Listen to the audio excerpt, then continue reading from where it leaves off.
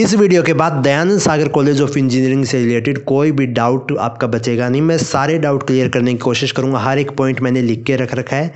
और बात करें बाकी होनेस्ट रिव्यू की, तो मैंने अपने दोस्तों से पूछा इस कॉलेज के बारे में, उन्होंने जो मेरे को कहा वही मैं इस वीडियो में आपको बताने वाला हूँ। तो सबसे पहले लोकेशन के बारे में बात करते हैं। तो लोकेशन इस कॉलेज की बहुत अच्छी है, पास में ही मार्केट है, मॉल वगैरह पास में है। और हॉस्टल की फ़ीस वगैरह के बारे में हम बाद में बात करेंगे, क्योंकि उसमें और फिर से हम आसपास की लोकेशन को देखेंगे। फिर इसका जो कैंपस है वो वैसे 28 एकड़ का, लगभग 30 एकड़ का इनका कैंपस है। उतना बड़ा कैंपस नहीं है, लेकिन इन्होंने ना अरेंजमेंट अच्छे से कर रखी है। जैसे हर एक डिपार्टमेंट है, वैसे जैसे इंजीनियरिंग हो गई और भी जैसे चीज़ें होंगी, उनकी अलग अलग बिल्डिंग्स बना रखी है। तो उससे होता क्या है, अरेंजमेंट अच्छे से है, ग्रीन कैंपस है। तो जो 30 एकड़ है उसको भी इन्होंने अच्छे से यूज़ कर रखा है। फिर स्पोर्ट्स की बात करें तो एक ऐसे ग्राउंड है इनका बड़ा, फिर एक बास्केटबॉल कोर्ट है। उस हिसाब से इनका थोड़ा मतलब स्पोर्ट्स में मैं बाकी कॉलेज से कंपेयर करते हुए थोड़ा इसको कम बताऊंगा, क्योंकि सिर्फ एक ग्राउंड है, एक बास्केटबॉल कोर्ट है। स्पोर्ट्स वगैरह खेले जाते हैं, लेकिन उतनी ज़्यादा अपॉर्चुनिटी नहीं है। कॉलेज में कैंटीन, जेरोक्स, मेडिकल, ATM सब कुछ है। इनका जो एनुअल फेस्ट है वो फ्यूरोरे है नाम थोड़ा अजीब है इनका। एक बार हम ये बात कर लेते हैं कि आपको एडमिशन लेना कैसे है। तो कॉमेड के KCET मैनेजमेंट कोटा, आपके पास 3 ऑप्शन है। आपकी स्क्रीन पे एक टेबल आ रही होगी, जिसमें सबसे पहले ब्रांचेस लिख रखी हैं, CSE और CS and design, AIML, EC, ISC, ये सारी ब्रांचेस हैं।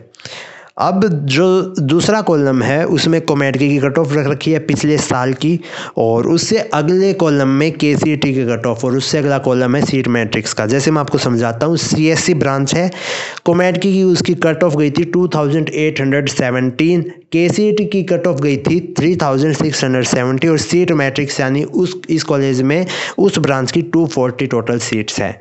तो आप ये पूरी टेबल से आपके एडमिशन से रिलेटेड डाउट क्लियर हो जाएंगे। आपको पता लग जाएगा आपके कितने % चांस है इस कॉलेज में एडमिशन होने के, कौन सी ब्रांच में। फिर बात करें फीस की, तो क्योंकि एडमिशन लेना है तो एक बार फीस वगैरह का देखना पड़ेगा। तो KCET की 83,500 वो जो है, फिर कॉमेड की 2,21,000। फिर कॉलेज फीस अलग से लगती है 20,000 पर ईयर। और हॉस्टल की अगर हम बात करें तो हॉस्टल में देखो 2 हॉस्टल है। इंडियन हॉस्टल जो कि थोड़ा सा मतलब नॉर्मल है, NRI हॉस्टल है, वो ज़्यादा अच्छा हॉस्टल है। लेकिन इनकी फ़ीस की बात करो तो इंडियन हॉस्टल के 1,30,000 से ज़्यादा लगने वाले हैं आपके पर ईयर, और NRI हॉस्टल के 1,80,000 से ज़्यादा लगने वाले हैं आपके। तो इससे अच्छा आप PG ज़्यादा प्रेफर करो। और PG में एक अच्छी बात बताता हूँ, आप कॉलेज के पास जाओगे, वहीं पे आपको 200 मीटर पे PG देखने को मिल जाएंगे, क्योंकि लोकेशन बहुत अच्छी है। मैं पहले बता चुका हूँ इस कॉलेज की। तो 200 मीटर पे ही आपको PG देखने को मिल जाएंगे, वहाँ पर भी आपको अच्छी फैसिलिटीज़ मिलती है, तो उसमें आपको कोई दिक्कत नहीं होगी। अब हॉस्टल के बारे में थोड़ी और बात कर लेते हैं। तो हॉस्टल देखो, रूम में क्या क्या मिलता है आपको, bed, table, chair, book shelf वगैरह जो आपको हर हॉस्टल में मिलता है, वही चीज़ें आपको यहाँ पर देखने को मिलती है। शेयरिंग में आपके पास कैसे कैसे ऑप्शन है, डबल 4 लोग शेयर कर सकते हैं, और 6 लोग भी शेयर कर सकते हैं रूम्स। और रूम्स भी अच्छे हैं, मेंटेनेंस भी अच्छी है वैसे, लेकिन बस थोड़े महंगे हैं, ये दिक्कत है। जिम वगैरह भी है, वाईफाई भी है, और ठीक ठाक स्पीड है वाईफाई की भी।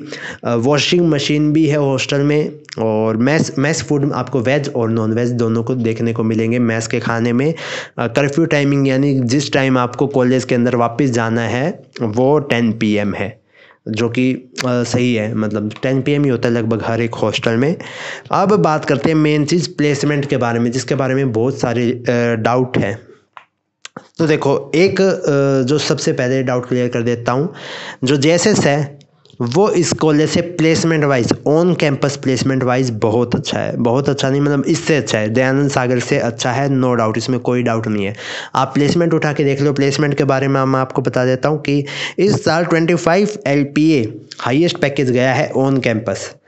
अब एवरेज इसका 6.5 LPA रहता है, वही CSE का 7 LPA चला जाता है। बाकी ब्रांचेस का 6.5 से कम ही रहता है। आप 6 से 6 या फिर उससे कम मान लो। और CSC से मेरा मतलब है सारी कंप्यूटर रिलेटेड ब्रांचेस। अब इंटर्नशिप आपको कॉलेज की तरफ से मिलती हैं, अच्छी कंपनीज़ में अमेजन, सैमसंग, पेटीएम वगैरह आती है।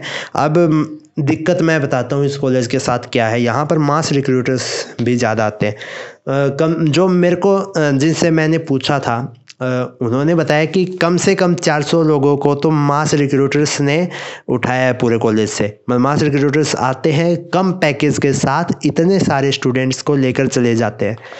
तो जैसे विप्रो, इन्फोसिस जैसे मास रिक्रूटर्स आते हैं इस कॉलेज में, ये दिक्कत है। लेकिन और चीज़ बताता हूँ, एक चीज़ जो कि JSS के मामले में इस कॉलेज में फ़ायदा है वो है ऑफ कैंपस प्लेसमेंट। 45 LPA इस कॉलेज की ऑफ कैंपस प्लेसमेंट गई है कि अगर आपको सिर्फ बेंगलोर में ही आना है तो दयानंद सागर अच्छा है, ठीक है। अगर आप मैसूर भी जा सकते हैं, ऑन कैंपस प्लेसमेंट अच्छी है JSS की, तो आप JSS को प्रेफर करो, वरना दयानंद सागर। मेरे हिसाब से इससे क्लियर चीज़ें नहीं हो सकती। और इसमें कुछ गलत नहीं है अगर आप सिर्फ बेंगलोर आना चाहते हैं, क्योंकि आप यहाँ से नॉर्थ से साउथ में जा रहे हैं, तो बेंगलोर फिर भी अच्छी लोकेशन है उस हिसाब से। और वहाँ पर ऑफ कैंपस अपॉर्चुनिटीज़ भी ज़्यादा है, जैसे कि आपने देखा ऑफ कैंपस प्लेसमेंट इस कॉलेज में अच्छी है। और वहाँ पर जैसा कि मेरे को रिव्यू मिला, कॉलेज के अंदर कोडिंग का थोड़ा अच्छा एनवायरनमेंट है कि वहाँ पर कोडिंग कल्चर अच्छा है। बहुत लोगों ने बहुत सारी चीज़ें अचीव की है कोडिंग के अंदर, तो उस मामले में दयानंद सागर अच्छा है। ऑफ कैंपस आपको कुछ ना कुछ ऑफ कैंपस मिल जाएगा, वरना प्लेसमेंट उतनी ख़राब नहीं है, ठीक ठाक प्लेसमेंट है। बस JSS की इसके मामले में थोड़ी अच्छी प्लेसमेंट है।